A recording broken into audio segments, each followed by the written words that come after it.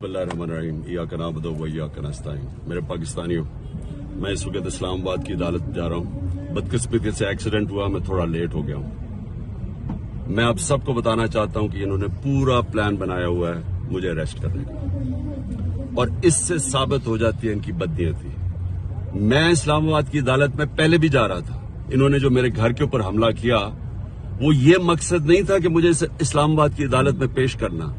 मकसद ये था कि मुझे जेल में डालना। जेल में क्यों डालना?